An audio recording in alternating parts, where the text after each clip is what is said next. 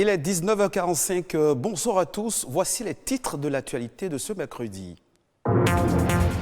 Les pluies qui s'abattent sur Cotonou et à Boumé-Calavi depuis quelques jours rendent la vie dure à certaines populations. Plusieurs quartiers inondés et des maisons plongées dans l'eau. Rodrigue Babagbeto a fait un tour de ville. Le reportage à suivre. Chaque seconde, quelqu'un a besoin du sang dans le monde pour survivre et la demande ne cesse de croître. Un acteur de la défense des droits des consommateurs invite les donneurs à toujours faire le geste.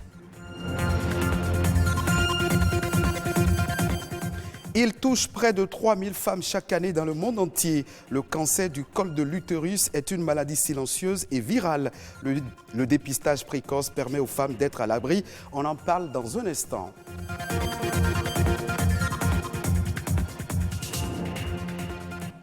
Les populations de Cotonou et à Boumé-Calavi font face depuis quelques jours au phénomène cyclique des inondations. Les dernières pluies ont déjà transformé certains quartiers. L'eau a envahi plusieurs habitations, tout comme certaines rues sont inondées. Quels sont les impacts des dernières inondations sur le quotidien des populations? Rodrigue Babagbeto a fait le constat. Voici son reportage. C'est l'exercice auquel se livre chaque jour Chandis quand elle sort de sa maison ou quand elle y revient. Traverser l'eau à pied est devenu pour elle une habitude depuis le début de cette saison des pluies.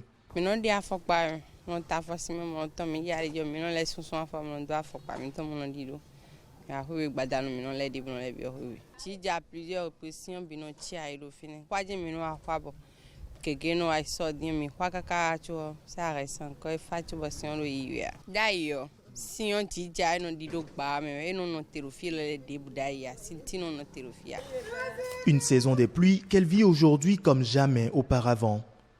Dans cette zone, par contre, les riverains sont habitués. Ne pas voir les rues ou les maisons pleines d'eau après de fortes pluies aurait été un véritable miracle. Voilà les résultats après ces 3 derniers jours de pluie. Vraiment.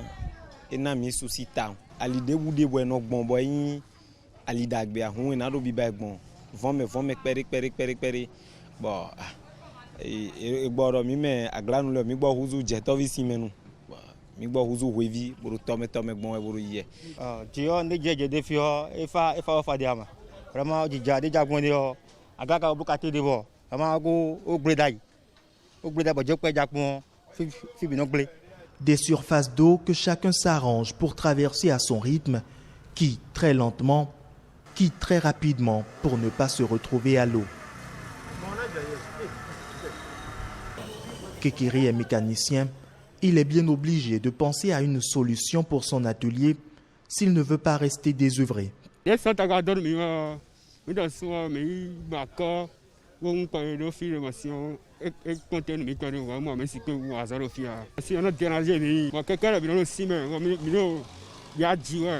Cette souffrance, les populations la vivront-elles encore longtemps? La grande saison des pluies, démarrée en avril, dure jusqu'à la moitié du mois de juillet.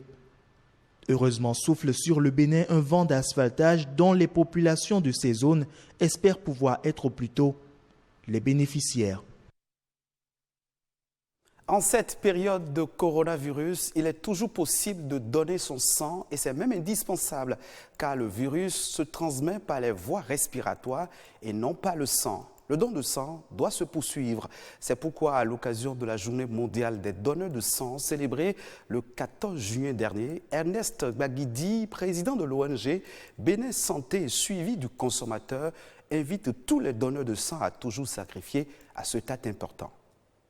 Parmi les dégâts collatéraux causés par la pandémie Covid-19, il n'y a que les donneurs de sang sont devenus un peu rares.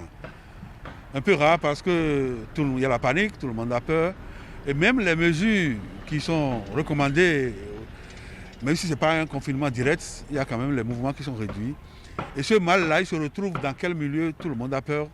Et la conséquence, c'est qu'il n'y a plus assez de donneurs.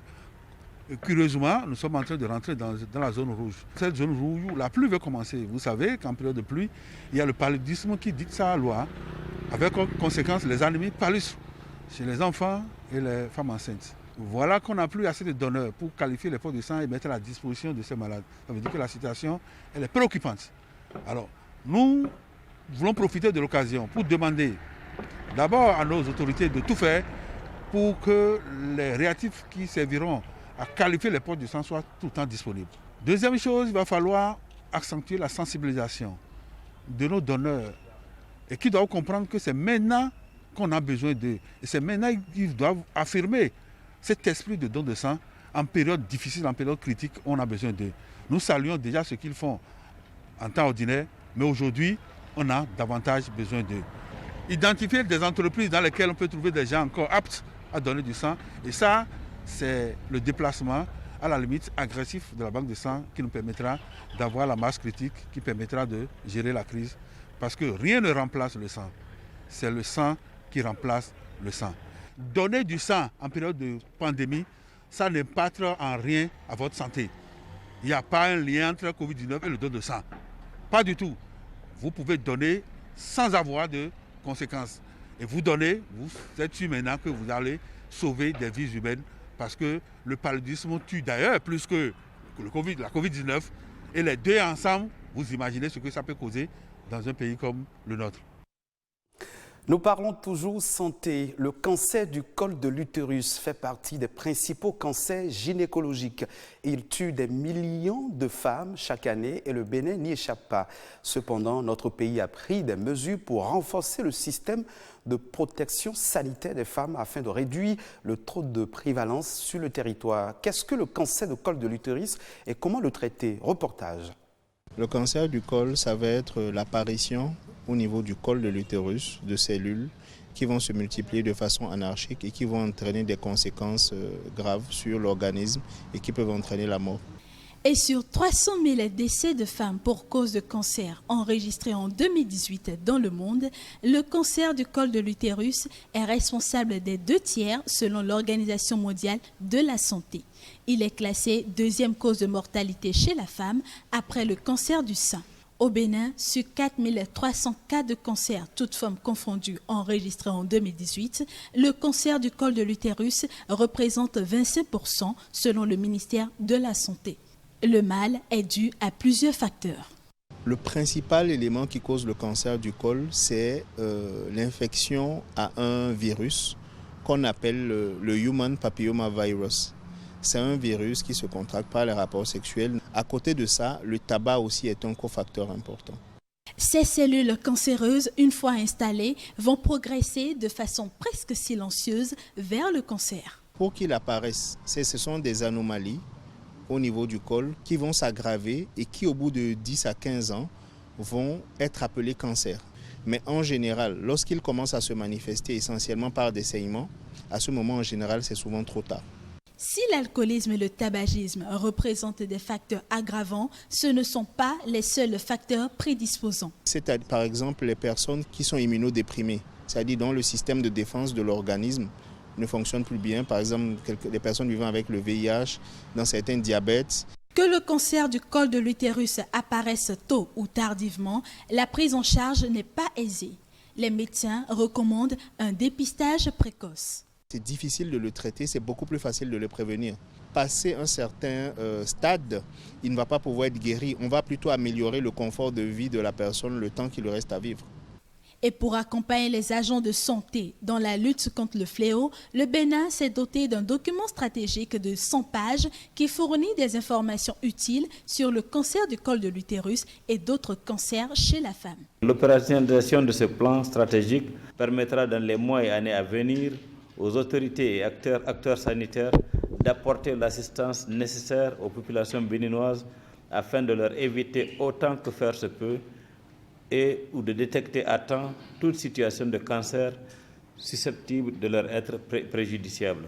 Avec une bonne mise en application de ce plan stratégique, nous parviendrons à une réduction de 30% du taux de mortalité lié au cancer du col de l'utérus. Les femmes, quel que soit leur âge, sont invitées à faire l'examen du frottis vaginal tous les 3 ans pour éviter toute complication. La suite de l'actualité nationale en bref et en images, je vous invite à suivre La Nation en bref, réalisée par Ulvaeus Balogun.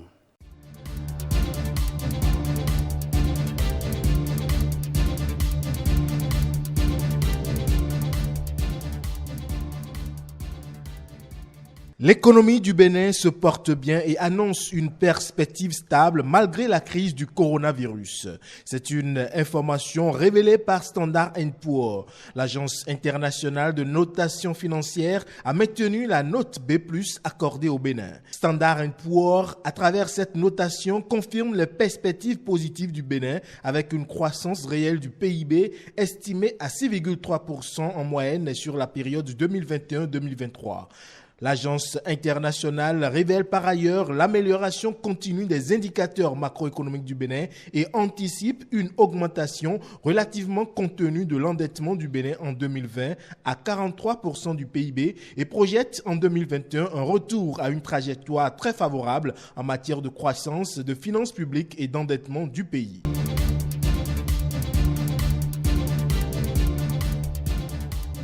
Toujours sur le plan économique, le Bénin a enregistré une progression de son score au terme de la dernière évaluation des politiques et des institutions nationales organisée par la Banque mondiale. De 3,5 en 2008 à 3,6 en 2019, un bond porté notamment par les nombreuses réformes économiques, faisant ainsi passer le score de ce volet de 3,8 à 4,2. Les progrès constatés à ce niveau concernent entre autres les acquis en matière de transparence des politiques, le renforcement de la gestion de la dette publique et les résultats de la consolidation budgétaire, renseigne le ministre de l'Économie et des Finances à travers un communiqué de presse.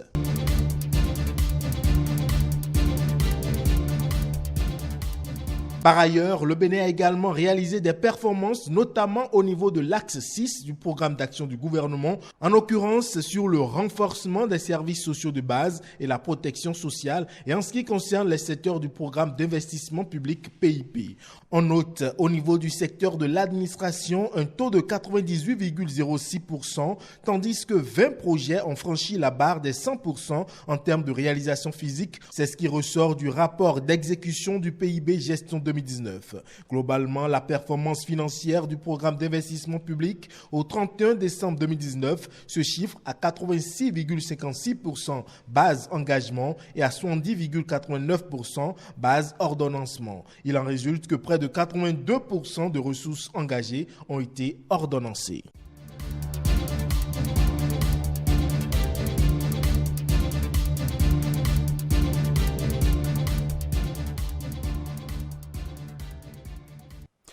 Hors de nos frontières à présent, dans une série de tweets publiés hier mardi, le président du Nigeria, Muhammadu Buhari, a brandi le risque de dislocation de la CEDEAO en cas d'adoption prématurée de la monnaie ECO en remplacement du CFA par la zone UEMOA, signe d'un certain malentendu qui est en train de s'installer au sein de cet ensemble régional. Le président nigérian a pointé du doigt le manque de confiance qui prévaut dans les discussions devant mener à une adoption commune de la nouvelle monnaie de la CEDEAO. Insistant sur le caractère stratégique de la nouvelle monnaie commune de cette sous-région, le président du Nigeria déclare ouvertement avoir misé sur ce projet pour laisser les choses à la simple convenance et à la commodité. Ce sera tout pour cette session d'information. Merci de votre fidélité. Vous pouvez suivre ce journal sur le site de l'ORTB, www.ortb.bj.